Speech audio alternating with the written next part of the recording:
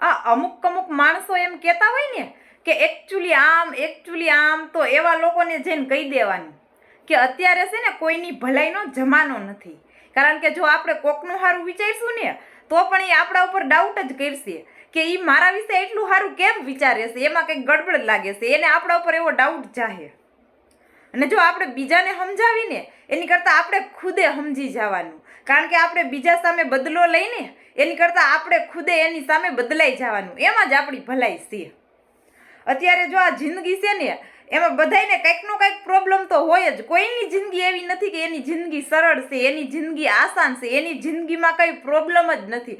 કારણ કે દરેકની જિંદગીમાં કંઈક ને કંઈક પ્રોબ્લેમ તો હોય જ. છેલ્લે બાકી કાંઈ પ્રોબ્લેમ ન હોય ને તો એને એક પ્રોબ્લેમ તો હોય જ. હું તો કે બીજાની જે ખુશી હોય ને એ એનાથી સહન ન થતી હોય. બીજાની જે ખુશી હોય ને એ જ એના જિંદગીનું દુઃખ બની ગયું હોય, એના જિંદગીનો પ્રોબ્લેમ બની ગયો હોય.